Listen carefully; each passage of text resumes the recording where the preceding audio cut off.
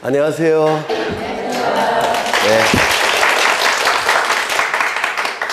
박수 받을 일을 한 적이 별로 없는 것 같은데.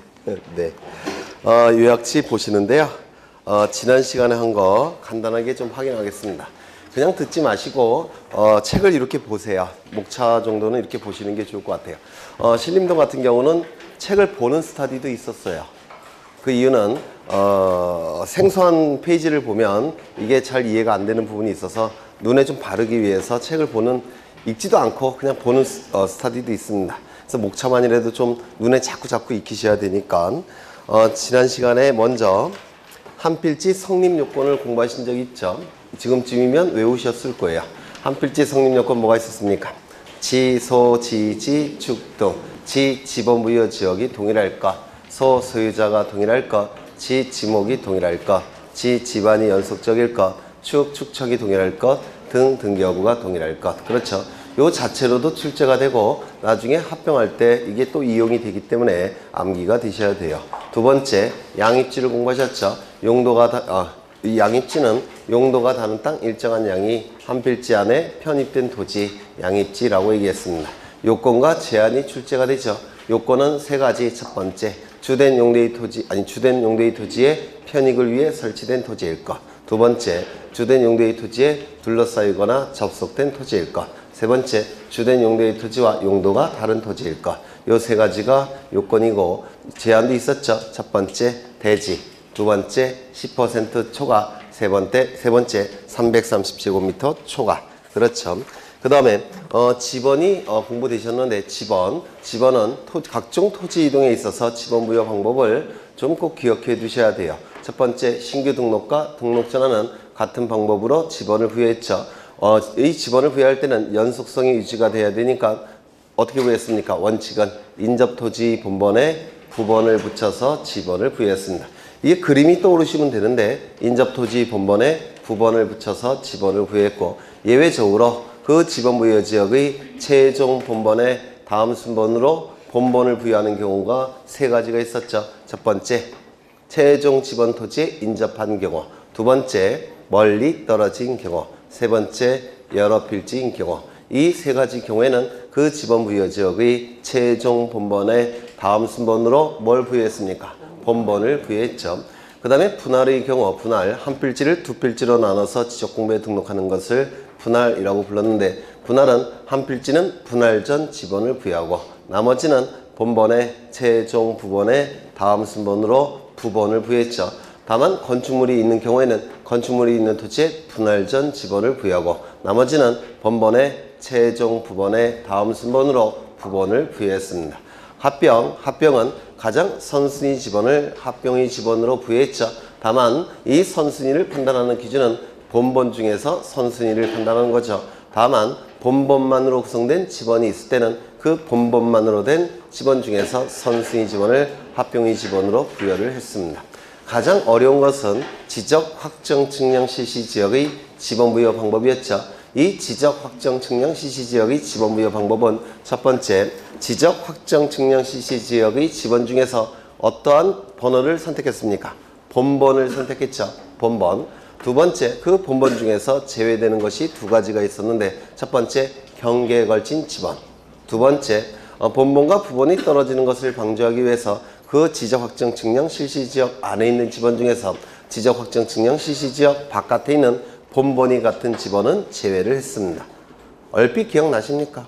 네, 얼핏. 다만 예외적으로 부여할 수 있는 지번의 개수가 부여해야 될 지번의 개수보다 그 숫자가 적은 경우, 그때는 두 가지 방법을 사용했죠. 첫 번째, 블록을 정해서 본번을 부여한 후 필지별로 부번을 부여하든지, 아니면 그 지번 부여 지역의 최종 본번에 다음 순번으로 본번을 부여했습니다.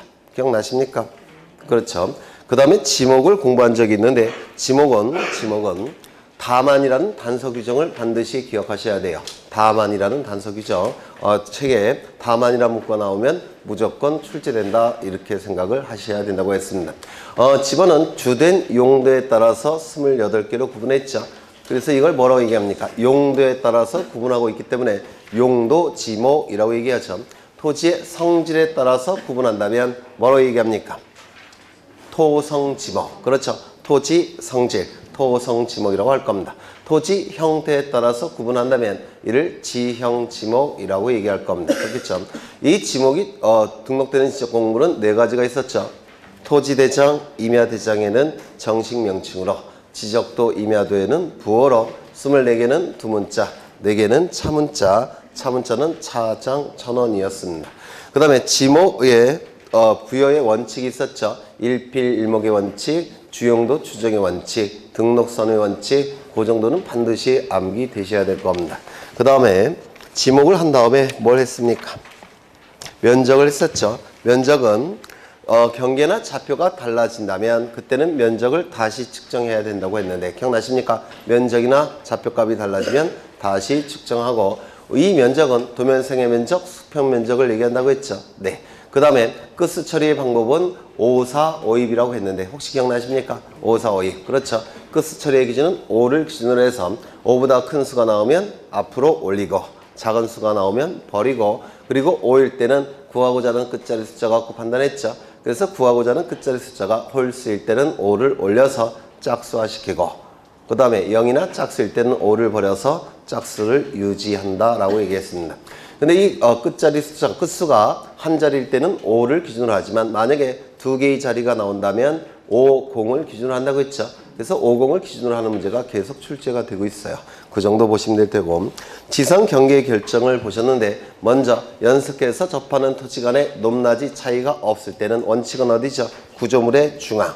맞습니까? 다만 소유권에 따라 경계가 결정되는 경우도 있을 겁니다. 연속해서 접하는 토지 간의 높낮이 차이가 없는 경우 그때는 구조물의 하단부. 하단부는 무너지지 않는다고 했죠. 하단부를 기준으로 경계가 결정이 될 텐데 다만 소유권에 따라 경계가 결정되는 경우도 있을 겁니다. 절도된 토지의 경우에는 원칙은 어디입니까? 구조물의 상단부. 그렇죠. 상단부까지 관리를 해야 된다고 했죠. 그래서 상단부가 원칙이 되지만 다만 구조물의 소유권에 따라 경계가 결정될 수도 있을 겁니다. 그래서 이 세 가지는 원칙은 중앙, 하단부, 상단부지만 소유권에 따라 구조물의 소유권에 따라 경계가 결정되는 경우도 있다라고 했습니다. 그 다음에 네 번째는 뭐가 있었죠? 토지가 바다나 강에 접하는 경우 그때는 평균 횟수면 평균 수면이 아니라 최대 만조위, 최대 만수위가 경계가 된다고 했죠. 그리고 제방을 써서 토지에 편입시킬 때는 어디라고 했습니까? 바깥쪽 어깨가 경계가 된다라고 얘기를 했고요. 그 다음에 지상 경계를 결정할 때는 지상 건축물을 걸리게끔 경계가 결정될 수 없다고 그랬죠. 사익을 위해서. 다만 예외적으로 네 가지 경우에는 지상 건축물을 걸게끔 경계를 결정할 수 있다고 했습니다. 네 가지. 첫 번째, 법원의 확정 판결이 있는 경우. 두 번째, 공공사업. 세 번째, 도시개발사업. 네 번째, 도시군 관리계획서. 여기서 공공사업할 때 반드시 뒤따르는 지목이 있었죠. 철제, 천구, 유수, 학도. 8개의 지목. 그렇죠. 그 다음에 지적공부 등록상 보셔야 될 텐데 여기를 하다가 끝난 것 같아요. 여기를 하다가 여기 한 필지 토지가 있을 겁니다. 이 토지에 관한 정보가 수집이 될 겁니다. 이 정보가 수집이 되겠죠. 수집되는 방법은 두 가지 방법을 통해서 수집이 됩니다. 조사와 측량을 통해서 수집이 될 겁니다. 이때 이 정보는 주된 정보가 뭐죠? 토지의 표시가 주된 정보가 될 테고 토지의 표시는 뭐가 있었습니까? 소재, 지번, 그리고 지목. 요 세 가지는 조사를 통해서 수집할 테고 면적, 그리고 경계, 좌표. 요 세 가지는 측량을 통해서 수집이 됩니다. 정확하게는 요 두 가지가 측량을 통해서 수집되는 거예요. 요거는 평판 측량, 요거는 경위 측량. 측량을 통해서 요 경계와 좌표가 수집되면 이 경계와 좌표를 가지고 면적을 측정해내는 거죠. 요 경우는 여기서 측정해내는 방법이 전자 면적 측정기를 사용하는 방법. 요건 뭡니까? 좌표 면적 계산법. 그래서 요거를 구할 때 하는 것이 측량이에요. 요걸 구해지면 요거 가지고 면적을 계산해내는 게 면적 측정한다 이렇게 얘기했죠. 결국은 이 면적도 이것이 있어야지만 면적을 측정할 수가 있기 때문에 측량이 필요하다 이렇게 얘기를 하게 될 겁니다. 그리고 부수적인 정보 뭐가 있었습니까? 소유자에 관한 정보가 수집이 됐죠. 소유자에 관한 정보 뭐가 있습니까? 이름, 그리고 주민번호, 그리고 주소가 있을 겁니다. 그리고 하나 더 소유자에 관한 정보 중에서 소유자 변경 날짜와 변경일 그리고 또 뭐가 있습니까? 그 원인, 변경 원인 이것도 등록사항에서 자주 출제가 된다고 했습니다. 이때 소재 지번은 어디에 등록한다고 했죠? 그렇죠. 이름표 역할을 수행하니까 모든 지적 공부에 등록을 한다고 했습니다. 지목은 4개의 지적 공부에 등록하죠. 어디입니까?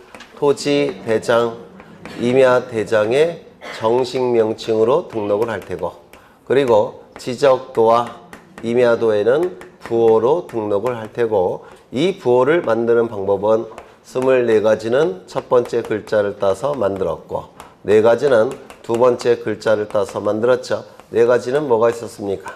주차장, 공정용지, 하천, 유원지. 이제 외울 때가 됐죠. 네. 그 다음에 면적이 등록되는 지적공부는 딱 2군데인데 어디입니까? 토지 대장과 그리고 임야 대장에 등록이 될 겁니다. 경계는 직선이니까 지적도, 임야도에 등록이 될 테고 좌표값은 경계점, 좌표, 등록부에 등록이 될 겁니다. 그렇죠. 그 다음에 이 소유자에 관한 정보는 어디에 등록한다고 했죠? 토지 대장, 그리고 임야 대장, 공유지, 연명부, 대지권 등록부. 대지권 등록부에 등록이 될 겁니다. 소유자 변경일과 변경 원인도 토지대장, 임야대장, 공유지연명부, 대지권 등록부에 등록이 된다고 했습니다. 또한 지목이 등록되는 지적공부와 축척이 등록되는 지적공부 일치한다고 했는데 그래서 축지법 이렇게 암기해달라고 부탁을 드린 적이 있는데 기억나십니까? 축지법. 그래서 축척이 등록된 지적공부는 어디입니까? 토지대장, 임야대장, 지적도, 임야도에 축척이 등록이 될 겁니다. 그리고 2가지가 추가됐죠. 공유지분이 등록되는 지적공부는 어디였습니까? 공유지분. 이 공유지분은 소유권 지분과 같은 뜻이에요. 민법에서 하셨을 거예요. 소유권 지분이 공유지분이라고 얘기합니다. 소유권 이외의 권리에 관한 지분은 준공유지분 이렇게 얘기를 해요. 그래서 소유권만 공유지분, 소유권 이외의 권리는 준공유 이렇게 얘기를 할 겁니다. 이 공유지분은 어디에 등록이 됩니까? 공유지, 그렇죠. 공유라는 표현이 있으니까 공유지 연명부 그리고 대지권 등록부에 등록을 했습니다. 그리고 대지권 비율이 있었죠. 대지권 비율은 어디에 등록한다고 했죠? 대지권 등록부에만 등록한다고 했습니다. 아마 지난 시간에 여기까지 한 것 같아요. 그렇죠. 요거 외우고 오셨을까요? 네. 이제 외우실 때도 됐죠? 네. 아주 뭐 5달이나 남았으니까 충분히 외울 수가 있어요. 다시 한번 외워보죠. 소재 지번은 이름표 역할을 하는 겁니다. 이 지적 공부는 어느 행정구역에 있는 지번이 몇 번지 토지에 대한 지적 공부다라는 걸 표기해야 되기 때문에 명찰 역할을 수행해요. 따라서 모든 지적 공부에는 소재와 지번을 다 등록해야 될 겁니다. 지목이 등록되는 지적 공부는 4가지죠. 토지대장, 임야대장, 정식 명칭, 지적도, 임야도, 부호 24개는 두문자, 4개는 차문자, 차문자는 차장, 전원. 그렇죠. 그 다음에 면적이 등록되는 지적 공부는 2군데죠. 다른 데는 등록되지 않습니다. 토지대장, 임야대장에만. 경계는 직선이죠. 직선이니까 그림 형태의 정보예요. 따라서 그림 형태의 지적 공부인 지적도, 임야도에만 등록이 될 겁니다. 좌표값은 좌표 등록부에만 등록이 되겠죠. 축척과 지목은 같은 지적 공부에 등록하니까 토지대장, 임야대장, 지적도, 임야도에 축척이 등록이 될 겁니다. 소유자에 관한 정보는 맨 위에 4개. 토대, 임대, 공유지연명부, 대지권 등록부. 그리고 이 등록사항에서 소유자 변경 날짜와 변경 원인이 자주 출제가 되는데요. 특히 공유지연명부와 대지권 등록부의 등록사항으로서 소유자 변경일과 원인이 자주 출제가 됩니다. 그래서 이 소유자 변경일과 변경 원인 이것도 4군데에서 등록된다는 거 기억해 두셔야 되고요. 그 다음에 공유지분은 공유지연명부, 대지권 등록부, 대지권 비율은 대지권 등록부. 그래서 이렇게 외워두시면 2문제 정도는 그냥 득점이 되세요. 그러면 여기까지 하신 것 같은데 20쪽을 보겠습니다. 20쪽 지적 공부가 나와 있는데 거기 1, 2, 3, 4, 5번은 이거 갖고 다 해결이 될 겁니다. 저 그림 갖고 1, 2, 3, 4, 5번은 다 해결이 되고요. 그 다음에 그 밑에 6번을 보시는데 6번 여기부터 하는 게 맞는 것 같아요. 맞죠? 네. 먼저 토지의 고유번호라고 되어 있는데 이 고유번호는 사람에게 주민번호가 부여되어 있는 것처럼 토지에게도 고유번호가 부여되어 있죠. 이 고유번호는 첫 번째 19자리 숫자로 구성되어 있다 이렇게 얘기를 할 겁니다. 그래서 19자리 숫자가 나올 텐데요. 앞에 10자리가 나옵니다. 하나, 둘, 셋, 넷, 다, 여. 7, 8, 9, 10. 그 다음에 5자리가 나와요. 셋, 넷, 다섯. 그 다음에 4자리가 나올 겁니다. 이렇게 19자리 숫자로 구성된 번호가 고유번호라고 얘기할 겁니다. 사람은 주민번호가 13자리죠. 토지 고유번호는 19자리예요. 여기 맨 앞에는 이 토지가 어느 시도에 존재하고 있는 토지인지를 알려주는 시도의 코드 번호가 기록이 됩니다. 그 다음에 세 자리는 뭐라고 했죠? 시, 군, 구의 코드 번호. 이 토지가 어느 시군구에 존재하는지를 알 수가 있습니다. 그 다음에 세 자리는 읍면동. 그렇죠. 정확하게는 요 두 자리가 읍면동인데 그냥 편의를 위해서 이렇게 해도 돼요. 읍면동. 마지막은 리. 그래서 어느 토지가 어느 읍면동에 어느 리에 있는 토지인지를 알 수가 있습니다. 그래서 맨 앞에 있는 10자리는 이 토지가 어느 지역에 있는지 소재지를 알 수 있습니다. 즉 행정구역을 알 수가 있다는 겁니다. 맨 앞에 10자리를 가지고. 그 다음에 세 번째, 여기가 제일 중요한데요. 이게 시험에 잘 나오는데 여기가 1번이라고 표기되어 있는 경우도 있고 2번이라고 표기되는 경우도 있고 3번이라고 표기되어 있는 경우도 있는데 1번이라고 기록이 되면 여기에 이 토지는 토지대장에 등록된 토지란 뜻이죠. 2번이라고 표기가 되면 임야대장에 등록된 토지란 뜻이에요. 여기 3번, 여기 시험에 제일 잘 나옵니다. 3번이라고 표기가 되면 이 토지는 경계점, 좌표, 등록부에 등록된 토지란 뜻입니다. 이걸 시험에 자주 물어봐요. 이 토지대장과 세트를 이루는 도면이 뭐죠? 지적도. 임야대장과 세트를 이루는 도면이 뭡니까? 임야도. 그리고 이 좌표 등록부는 좌표값 위주로 공시가 되어 있기 때문에 다른 정보는 좌표 등록부 갖고 공시하기가 힘들어요. 그래서 다른 정보도 공시해야 되니까 경계점 좌표 등록부가 비치되었다는 얘기는 토지대장도 같이 작성 비치하고 지적도도 같이 작성 비치합니다. 그런데 이 경계점 좌표 등록부와 토지대장 지적도와 연결되는 것이지 임야대장 임야도와 연결되지를 않습니다. 이유는 이 좌표 등록부는 지적 확정 측량 CC 지역, 축척 변경 측량 CC 지역에서만 이 좌표 등록부를 작성하는데요. 그러한 지역들은 전부 다 거래가 활발히 이루어지는 토지고, 따라서 토지를 효율적으로 관리할 필요가 있는 토지고, 그런 토지는 어디에다가 등록한다고 했습니까? 토지대장 지역도. 요거와 연결이 되는 것이지 임야대장 임야도와 연결된다면 그건 틀린 지문이 됩니다. 요거 좀 기억해 두셔야 될 거예요. 주로 이게 많이 출제가 됩니다. 그 다음에 뭘 알 수가 있습니까? 그러면 요 11번째 자리 갖고는 어느 지적공부에 등록된 토지인지 지적공부의 종류를 알 수가 있다는 겁니다. 그 다음에 여기 네 자리는 요 네 자리는 지번의 본번이 될 테고 요 네 자리는 지번의 부번입니다. 그래서 마지막 8자리 갖고는 지번을 알 수가 있습니다. 그래서 네 번째 고유번호를 가지고 지번을 알 수가 있다는 겁니다. 다섯 번째, 지목을 나타내는 코드번호는 있습니까? 없다 이렇게 얘기를 할 겁니다. 여섯 번째, 이 고유번호는 이러한 많은 정보를 공시하고 있기 때문에 모든 지적공부에 등록됨이 원칙이죠. 다만 물리적으로 등록될 수 없는 지적공부가 두 개가 있었죠. 뭐가 있었습니까? 지적도와 임야도에는 등록이 불가능합니다. 왜냐하면 여기 도면이 이렇게 한 장 있을 때 이 안에는 굉장히 많은 토지들이 등록된 상태입니다. 이렇게. 그런데 이 필지별로 모든 필지별로 지번도 등록해야 되고 지목도 등록해야 돼요. 모든 토지마다 이렇게 지번과 지목들을 다 등록해야 되는데 이 지번과 지목까지 등록된 상태에서 19자리라는 되는 숫자를 여기다가 기록할 수가 없어요. 여백이 너무 없기 때문에.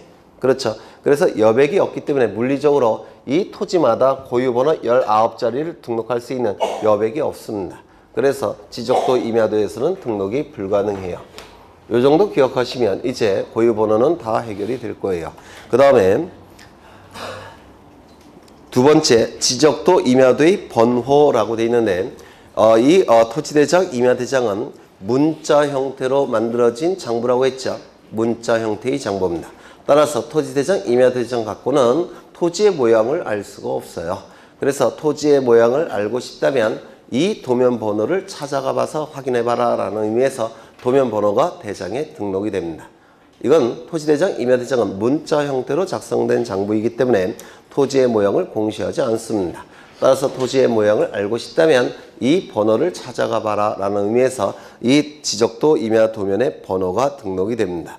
그 다음에 장번호. 장번호는 뭐냐면 이게 100번지 토지입니다. 그러면 이 100번지 토지에 대한 토지대장이 존재할 겁니다. 그렇겠죠? 대장이 존재할 겁니다. 토지대장이나 임야대장이 존재할 텐데요. 이 토지대장, 임야대장은 한 장으로만 구성되지는 않을 거예요. 여러 장으로 구성되어 있을 텐데 총 60장이라는 겁니다. 예를 들어서. 그럼 60장의 첫 페이지는 어떻게 표현하냐면 이렇게 표현한다. 60장 중에서 첫 번째 페이지.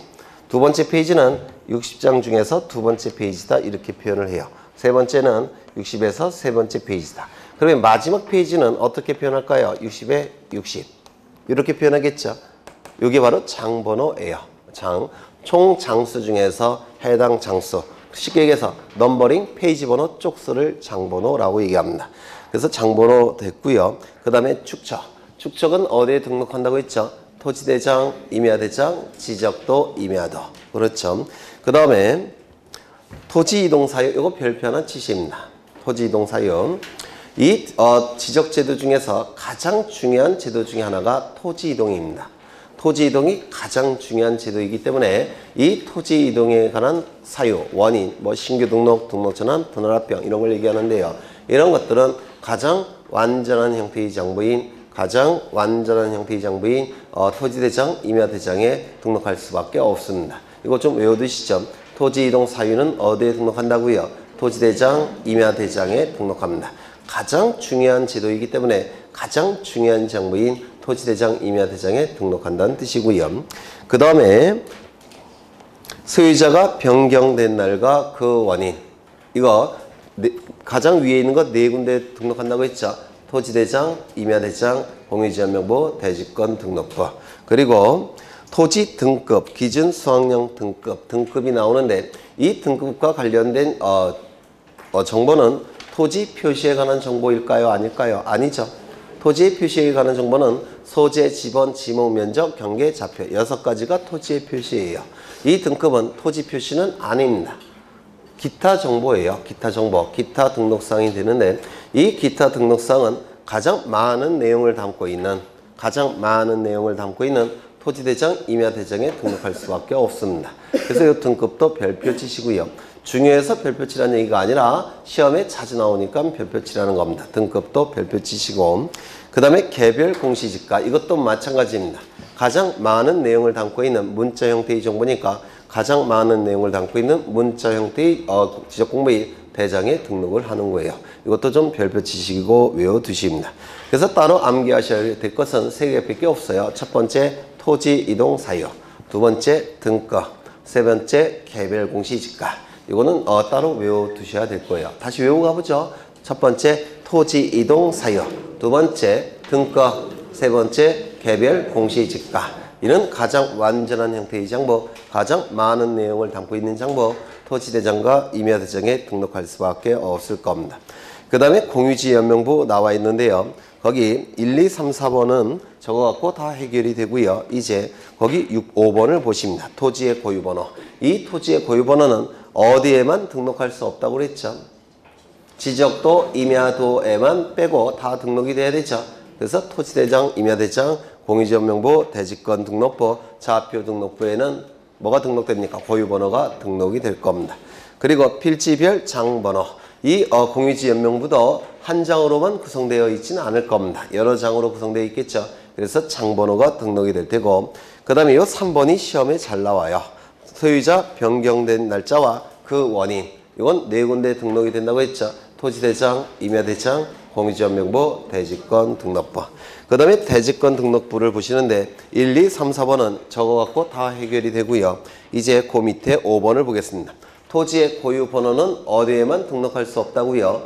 지적도, 임야도만 등록할 수 없다고 그랬죠. 다른 데는 다 등록이 된다고 했고요.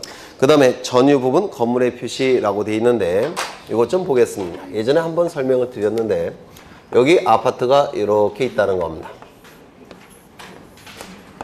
물론 이 아파트의 이름은 자이 아파트가 될 테고 1001동이 될 겁니다. 그리고 101호, 202호, 303호가 존재할 겁니다. 그리고 이 아파트가 들어서 있는 토지를 뭐라고 얘기합니까? 대지라고 부를 거예요. 대지. 그러면 이 구분 소유권자 303호 소유자는 갑이 될 텐데, 구분 소유자는 갑이 될 텐데, 구분 소유자가 구분 건물을 소유하기 위해서 이 토지를 사용할 수 있는 권리가 있어야 되죠. 민법에서 하셨을 거예요. 그게 뭡니까? 구분 소유권자가 구분 건물을 소유하기 위해서 토지를 사용할 수 있는 권리가 있어야 되는데 이걸 뭐라고 얘기합니까? 대지 사용권이라고 얘기하죠. 왜 처음 들어보세요? 그건 아니죠. 네, 대지를 사용할 수 있는 권리. 집합 건물의 소유 및 관리에 관한 법률에서 공부하셨을 거예요. 우리 등기법에서도 하셨을 테고. 구분 건물, 구분 소유권자가 구분 건물을 소유하기 위해서는 반드시 대지를 사용할 수 있는 권리가 있어야 돼요. 이 대지 사용권은 어떠한 권리가 있습니까? 토지 소유권. 그렇죠? 요 대지를 얘기해요. 대지 소유권. 또요, 대지 지상권. 그리고 대지 전세권. 대지 임차권. 요 네 개의 권리가 대지 사용권이 될 수가 있죠. 이것도 외워두셔야 돼요. 토지 소유권, 토지 지상권, 토지 전세권, 토지 임차권. 요 네 개의 권리가 대지 사용권이 될 수가 있습니다. 지역권은 들어갑니까? 들어가지 않습니까? 안 들어가요. 지역권은 두 토지 간의 이용 관계를 조절하는 권리이기 때문에 두 필지가 있어야 돼요. 요역지, 승역지.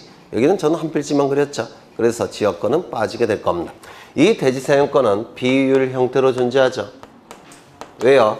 303호 소유자만 갖고 있는 게 아니라 101호 소유자도 갖고 있어야 되고 이렇게 다른 구분 소유권자도 가지고 있어야 되니까 여러 명이 갖고 있는 겁니다. 따라서 비율 형태로 존재합니다. 맞습니까? 이 비율을 결정하는 방법은 네, 구분 건물의 면적 비율로 결정한다. OX, X. 뭐로 결정합니까? 전유 부분 면적 비율로 결정이 될 겁니다.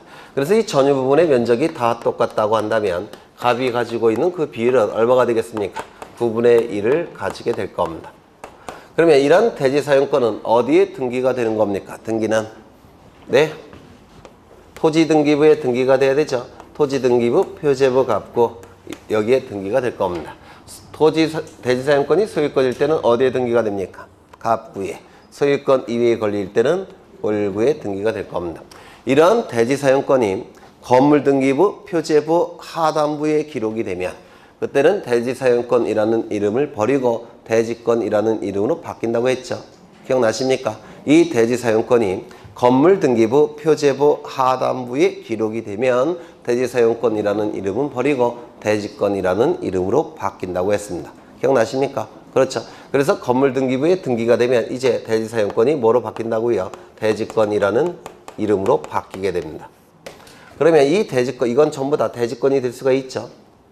그렇죠. 대지 사용권이 될 수 있는 권리니까 대지권이 될 수 있는 권리가 될 겁니다. 이 대지권 비율은 어디에 등록될 수밖에 없어요. 지금 이 토지는 이제 특수한 토지가 돼버리는 겁니다. 왜냐하면 이 토지가 건물 등기부에 등기가 돼버리면 이 건물과 이 대지가 같이 공시가 돼버립니다. 이거 기억나실까요? 같이 공시가 되니까 건물과 토지가 같이 공시가 돼요. 건물 등기부에서. 따라서 이 토지는 특수한 토지가 돼버리고 특수한 토지이기 때문에 우리 지적 공부 중에서도 여기에 대한 정보를 수집 등록하려는 공부를 만들게 됩니다. 그게 뭡니까? 대지권 등록부. 그렇죠. 그럼 이 대지권 비율은 어디에 등록될 수밖에 없습니까? 대지권 등록부에 등록될 수밖에 없습니다. 이거 이해가 되실까요? 이때 이 토지권이 소유권일 때는 아니 이 대지권이 토지 소유권일 때는 이건 뭐가 되는 겁니까? 이게 공유 지분이 되죠. 그렇지 않습니까? 대지권이 소유권일 때는 갑이 9분지 1을 갖고 있는 거죠. 소유권의 9분지 1. 이게 뭡니까? 공유 지분. 그래서 이 공유 지분은 어디에도 등록할 수밖에 없습니까? 대지권 등록부에도 등록될 수밖에 없습니다. 그래서 이 공유 지분이 등록되는 지적 공부는 두 군데예요. 어디입니까? 공유지연명부와 대지권 등록부. 이 두 군데에 이게 등록이 돼요. 공유 지분은. 이거 이해가 되실까요? 그 그 다음에 대지권 비율은 어디에만 등록될까요? 대지권 등록부에만. 그렇죠. 그러면 두 번째 전유 부분의 건물의 표시라고 되어 있는데 이 전유 부분의 건물의 표시에는 전유 부분의 면적도 있죠. 맞습니까? 전유 부분의 건물의 표시 안에는 전유 부분의 면적이 있을 겁니다. 그 면적을 가지고 뭘 결정합니까? 대지권의 비율을 결정하죠. 따라서 그 전유 부분의 건물의 표시는 어디에도 등록이 될 수밖에 없습니까? 대지권 등록부에도 등록될 수밖에 없다는 겁니다.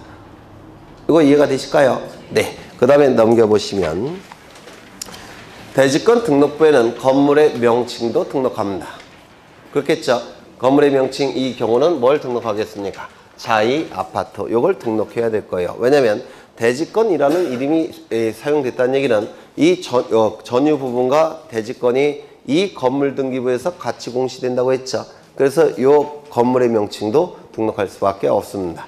그 다음에 장번호는 아까 설명을 드렸고요. 소유자 변경된 날과 그 원인, 공유지연명부 대지권 등록부에서 자주 출제가 된다고 했죠. 그리고 소유권 지분, 공유지분 이것 어디에 등록한다고요? 공유지연명부 대지권 등록부에 등록이 된다고 했습니다. 그 다음에 도면이 나오는데 도면 거기 2번에 도면에 축척이 나와 있는데 지적도는 7개의 축척을 모두 다 사용합니다. 우리 공간정보법에서 인정하는 축척은 딱 7개예요. 다른 축척은 쓸 수가 없습니다. 100분의 1이 500분의 1보다 더 정확하니까 100분의 1을 쓰면 되지 않느냐? 안 돼요. 무조건 7개의 축척만 쓸 수가 있어요. 요 7개의 축척 암기하셔야 되죠. 500분의 1, 600분의 1, 1000분의 1, 1200분의 1, 2400분의 1, 3000분의 1, 6000분의 1 7개의 축척이 공간정보법에서 인정되는데 지적도는 요 7개의 축척을 모두 다 사용이 가능합니다. 다만 이면도는 2개의 축척만 사용이 가능해요. 3000분의 1, 6000분의 1 좌표 등록부가 작성 비치된 토지는 보통 500분의 1과 1000분의 1을 많이 사용합니다. 좌표 등록부 작성 지역은 500분의 1, 1000분의 1을 많이 사용하는데 시도지사의 승인을 얻어서 6000분의 1까지도 사용이 가능하다라고 얘기합니다. 그건 나중에 문제 풀이할 때 보실 테고 도면에 복사가 나오는데 1, 2번은 그냥 구색을 갖추기 위해서 넣은 거고 시험에 나오는 건 세 번째예요. 세 번째 하나 기억해 두시면 될 테고요. 그 다음 세 번째 신청 당시 목적 이외의 용도로는 사용할 수 없다. 이거 하나 기억해 두시면 될 테고요. 등록사항 1, 2, 3, 4번은 다 적어갖고 해결이 될 테고 이제 5번을 보실 텐데 5번 지적도면의 색인도를 좀 보겠습니다. 색인도는 도면을 찾는 나침반 역할을 수행합니다. 색인도는 도면을 찾는 나침반 역할을 수행하는데 이게 도면입니다. 지적도라고 예를 들겠습니다. 도면 좌측 상단부에 십자가 모양의 그림이 하나 그려져 있습니다.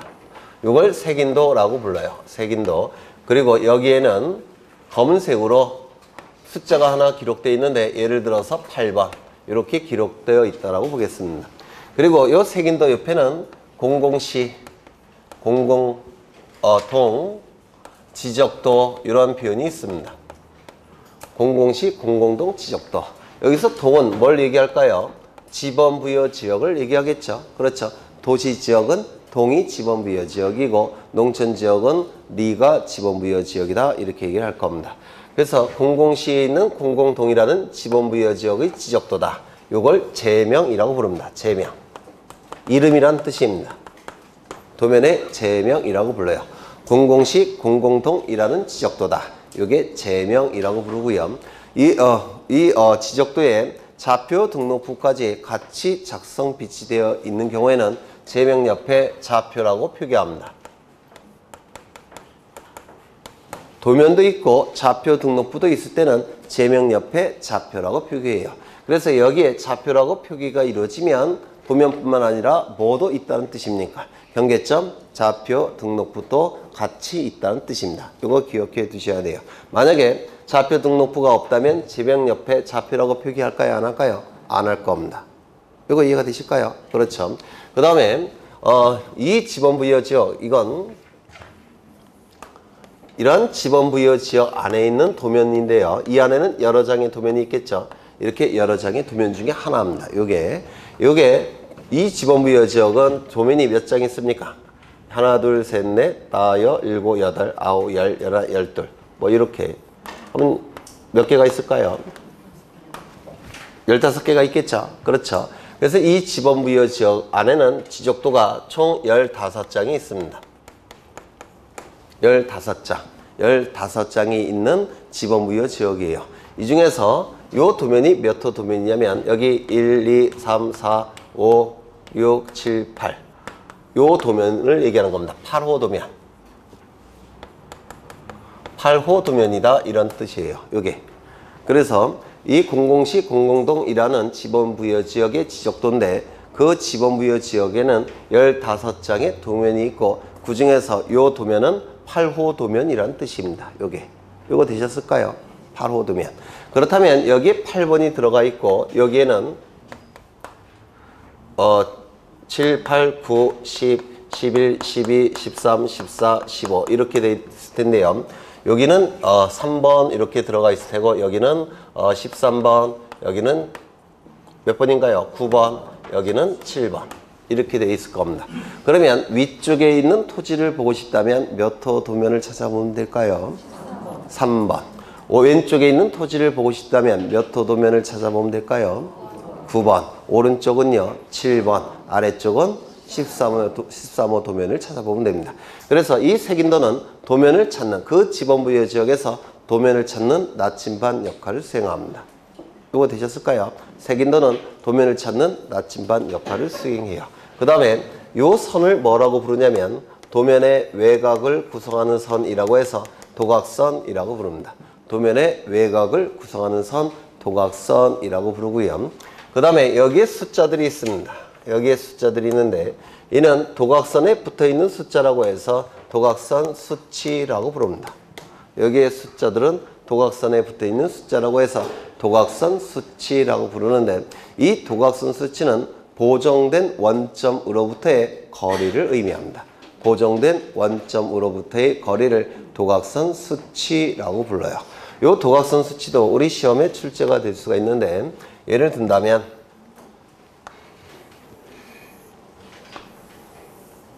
우리나라를 그린 거예요. 우리나라. 점점 그림이 이상해지는 것 같기도 하고 네, 우리나라를 그린 건데요. 여기 측량을 할 때는 측량 기구를 설치하는 점이 필요해요. 이걸 기준점이라고 얘기할 겁니다. 그렇죠. 지적삼각점, 지적삼각 보조점, 지적삼각점, 지적삼각 보조점, 또 지적도근점 이런 게 있죠. 있습니까? 없습니까? 있죠. 그런 걸 기준점이라고 부르는데요. 기준점 중에서도 가장 근원이 되는 기준점이 있습니다. 그걸 원점이라고 불러요. 기준점 중에서도 가장 근원이 되는 기준점, 이를 원점이라고 부르는데 이 원점은 여기 있습니다. 여기 있습니다. 이게 뭐냐면 수원시 영통구 원천동 국토지리원 안에 원점이라는 근원이 되는 기준점이 있어요. 원점. 여기 원점이니까 여기가 0,0이 돼야 돼요. 0,0. 그러면 이제 여기가 X축. 그 다음에 여기가 Y축. 그러면 좌표값들이, 토지의 좌표값들이 나올 텐데요. 여기가 원점이에요. 수원시 영통구 원천동 국토지리원 안에 이 원점이 있습니다. 그러면 이쪽 토지는 좌표값이 어떻게 나올까요? 마이너스가 나옵니다. 맞습니까? 그런데 마이너스로 구성된 좌표값을 혹시 보신 적 있습니까? 없어요. 좌표값은 무조건 플러스가 나와야 돼요. 그렇죠? 그래서 이 원점을 이동시켜야 됩니다. 왜? 좌표값을 플러스로 만들기 위해서. 그걸 보정된 원점이라고 불러요. 보정된 원점이라고 부르는데요. 왼쪽으로 얼마큼 이동시키냐면 20만 미터 왼쪽으로 이동시킵니다. 20만 미터. 20만 미터 왼쪽으로 이동시키고요. 그 다음에 아래쪽으로도 이동시켜야 되겠죠.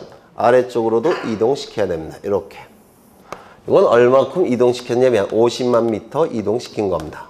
아래쪽으로. 그러면 새로운 원점이 나타납니다. 이게 바로 보정된 원점이라고 불러요. 그렇다면 우리나라에 있는 모든 토지는 좌표값이 이제 뭐가 되겠습니까? 플러스 값이 될 겁니다. 그렇겠죠? 그러면 여기서 요 토지, 요게 지적도라는 겁니다. 그러면 요 지적도까지 원점으로부터의 거리가 바로 도각선 수치예요. 요 보정된 원점으로부터의 거리가. 그럼 이 도각선 수치 갖고 무엇을 구해낼 수가 있냐면 이 도면이 포용하고 있는 토지의 면적을 구해낼 수가 있어요. 이 도면이 포용하는 토지의 면적, 이걸 도각선 수치 갖고 구해낼 수가 있는데 예를 들겠습니다.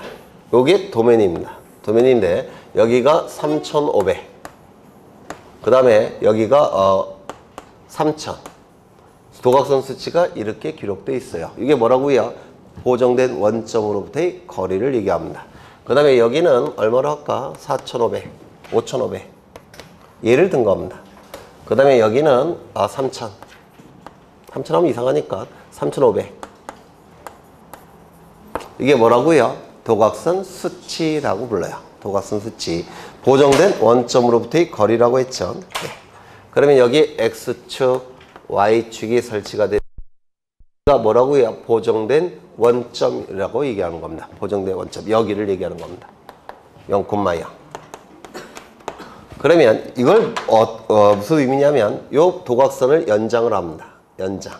이 연장을 해서 요 Y축과 만나는 여기가 바로 도각선 수치예요. 3,500. 요것도 연장을 하겠습니다. Y축과 만나는 게 5,500이에요. 그 다음에 요거 연장해 보면 얼마일까요? 3,000. 요거 연장을 해보면 3,500. 그러면 요 거리를 구할 수가 있습니까? 얼마입니까? 네? 여기서 요걸 빼버리면 이게 나오겠죠? 요거랑 요거 같은 거니까. 얼마입니까? 500. 그 다음에 요건 얼마일까요?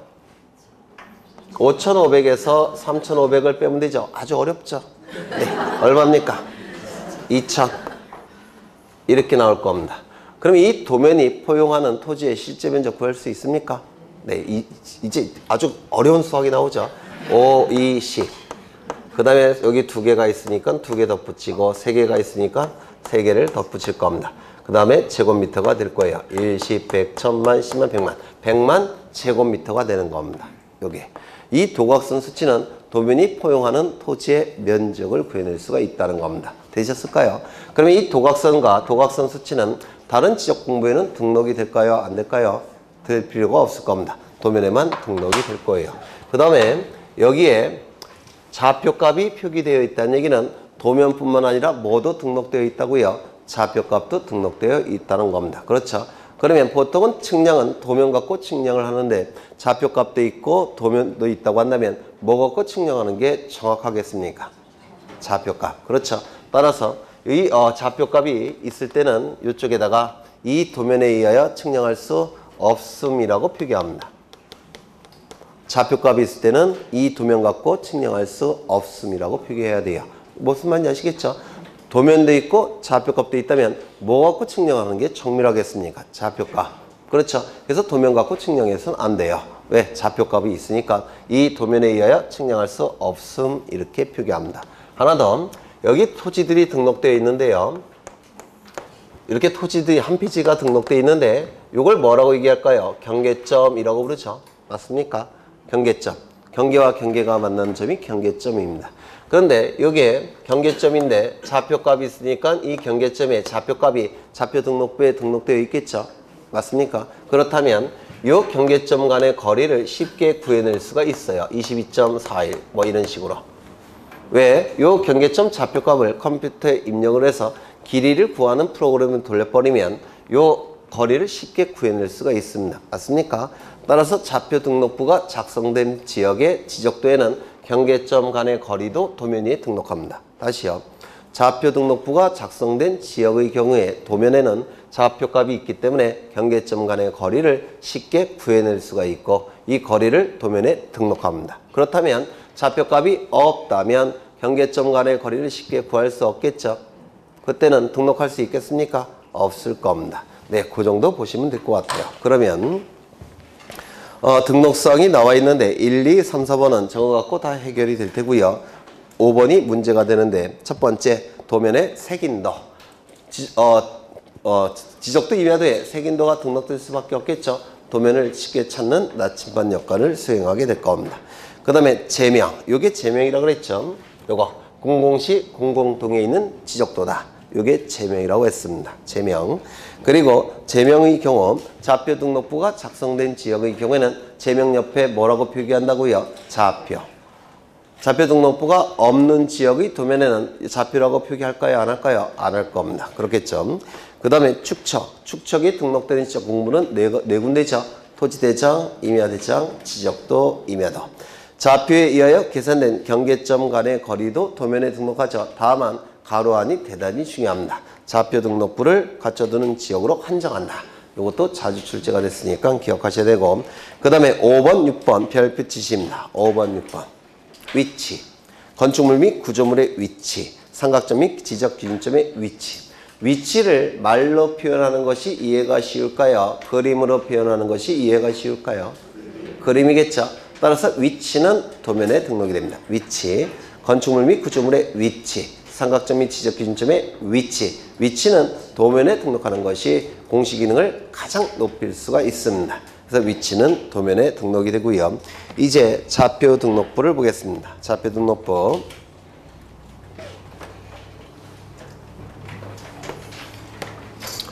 토지가 이렇게 존재합니다. 토지가 이렇게 존재하는데요. 이 토지에 이 경계들이 만나는 점이 뭡니까? 경계들이 만나는 점. 네? 경계점이죠. 이걸 경계점이라고 불러요. 이 경계점은 경계와 경계들이 만나는 점이기 때문에 그림 형태의 정보입니다. 맞습니까? 그림 형태의 정보예요. 도면의 내용을 갖춘다 이렇게 얘기를 합니다. 그럼 이 경계점은 도면에 등록되는 내용이 될 겁니다. 그런데 여기에 X축을 설치하고 여기에 Y축을 설치하게 되면 여기가 0,0이 될 겁니다. 보정된 원점이라고 불러요. 보정된 원점. 그러면 이 경계점이 무엇으로 전환시킬 수가 있습니까? 좌표값으로 전환시킬 수가 있죠. 예를 들어서 여기가 1000, 여기가 2000, 수치가. 그 다음에 여기가 1000, 그 다음에 여기가 2000. 이렇게 X축, Y축이 설치가 되면 이 경계점을 뭐로 전환시킬 수가 있습니까? 좌표값으로. 그러면 X좌표 얼마입니까? 2000. Y좌표는요? 1000쯤 되겠죠? 1000. 그 다음에 X좌표 얼마입니까? 한 1200쯤 되겠죠? 그 다음에 Y좌표는 1400쯤 될 겁니다. 그 다음에 여기 X좌표는 얼마입니까? 한 400쯤 되겠죠? 그 다음에 Y좌표는 얼마쯤 될까요? 1200쯤 될 겁니다. 그 다음에 여기 X좌표는 얼마인가요? 1000. Y좌표는요? 200쯤 될 겁니다. 이렇게 그림으로 표현되는 정보가 X축과 Y축을 설치하게 되면 숫자 형태의 좌표로 이게 전환시킬 수가 있습니다. 이 좌표값을 등록한 장부가 뭐라는 겁니까? 경계점 좌표 등록부예요. 이때 이 경계점과 좌표값을 특정하기 위해서 숫자 형태로 부호를 부여합니다. 숫자 형태로 부호를 부여해요. 이렇게 경계점 좌표값을 특정하기 위해서 숫자 형태로 부호가 부여됩니다. 그러면 이제 표가 하나 만들어질 겁니다. 이렇게 표가 만들어질 거예요. 여기는 X좌표, Y좌표. 그리고 좌표값을 특정하기 위해서 숫자 형태로 부호가 부여되어 있다고 했죠. 그래서 부호가 이렇게 그려질 겁니다. 표기가 될 겁니다. 그러면 1번 부호의 좌표값은 얼마입니까? 2000, 1000. 2번 부호는요, 1200, 1400. 3번 부호는요, 400, 1200. 4번은 1000, 그 다음에 200. 200 맞나? 네, 200. 이렇게 좌표값이 등록이 될 거예요. 이러한 내용으로 구성된 장부가 뭐냐면 경계점 좌표 등록부라고 부르고요. 그 다음에 이 숫자를 뭐라고 부르냐면 숫자 형태로 부호가 부여가 된 겁니다. 그래서 부호라고 부릅니다. 경계점을 특정하기 위해서 숫자 형태로 부호가 부여됐기 때문에 부호라고 부르고, 이 그림 자체를 뭐라고 부르냐면 부호로 구성된 그림이라고 해서 부호도라고 부릅니다. 부호도. 부호로 구성된 그림. 그래서 이 좌표값 가지고는 공시 기능이 약하기 때문에 대략적인 토지의 모양을 그려 놓습니다. 이걸 부호도라고 불러요. 근데 이건 어디까지나 정밀하게 그린 건 아니고요. 경계점을 특정하기 위해서 대략적으로 그린 겁니다. 대략적으로. 그러면 보겠습니다. 등록사항이 나와 있는데 거기서 2번 한번 볼까요? 2번에 보시면 2번의 두째 줄 보시면 의에서 등록사항은 도면에 등록하는 경계점의 위치를 평면, 직각, 종횡선 수치로 표시하여 평면, 직각, 종횡선 수치 이건 좌표를 얘기하는 겁니다. 좌표값. 여기 보시면 이건 평면입니까? 평면이죠. 평면이고 요 좌표값을 보시면 X축 이렇게 그려지고 Y축 이렇게 그려진 게 요게 좌표값이죠. 맞습니까? 평면, 직각, 종선, 횡선을 수치로 표현한 겁니다. 다시요. 평면, 직각, 종선, 횡선의 수치를 숫자로 표현한 게 바로 평면, 종횡선 수치라고 얘기하는데요. 쉽게 얘기해서 좌표값을 얘기하는 겁니다. 좌표값. 그 다음에 3번을 보시면 좌표로 표시한다 이렇게 돼 있죠. 네, 도면은 도면으로 표시하는데 좌표 등록부는 좌표로 표시한다 이렇게 돼 있고요. 그 다음에 4번을 보시면 장단점이 나와 있는데 이건 좀 기억해 두셔야 돼요. 장단점 넘겨보시면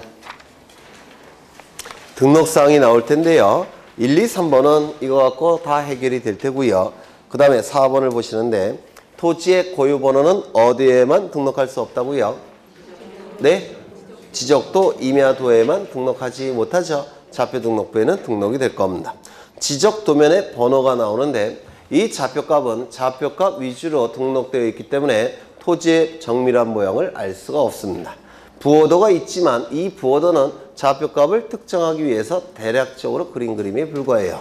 토지의 정밀한 모형을 부호도가 공시할 수는 없어요. 따라서 토지의 정밀한 모형을 보고 싶다면 이 도면을 찾아가 봐라 라는 의미에서 도면 번호가 등록이 되는데 조심하셔야 될 것은 이 좌표 등록부는 임야도와 연결이 됩니까? 안 됩니까? 안 된다고 했죠? 지적도와 연결이 되는 겁니다. 따라서 임야 도면의 번호 하면 틀립니다. 지적 도면의 번호라고 해야지만 맞는 지문이 되는 겁니다. 그 다음에 창번호 아까 말씀드렸고 부호 및 부호도 어디에만 등록이 될까요?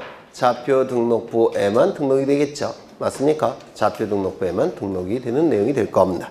그 다음에 경계점 좌표 등록부의 비치라고 되어 있는데 2번을 꼭 기억해 두셔야 되죠. 이 좌표 등록부는 비용이 대단히 많이 듭니다. 비용이 대단히 많이 들기 때문에 대한민국에 있는 모든 토지마다 4천만 개나 되는 모든 필지마다 좌표 등록부를 작성 비치할 수는 없습니다. 비용이 많이 드니까 우리나라는 아직 가난하죠. 네. 그래서 담배값을 5천 원이나 받지 않습니까? 네. 술값을 올릴까 봐 고민이에요. 저는. 네. 그래서 비용이 워낙 많이 드니까 모든 토지마다 등록할 수는 없고요. 땅값이 비싼 토지. 땅값이 비싸니까 분쟁이 자주 발생하는 토지. 분쟁이 자주 발생하니까 경계와 경계점을 정밀하게 구분할 필요가 있는 토지들. 이러한 토지에만 좌표 등록부를 작성 비치합니다.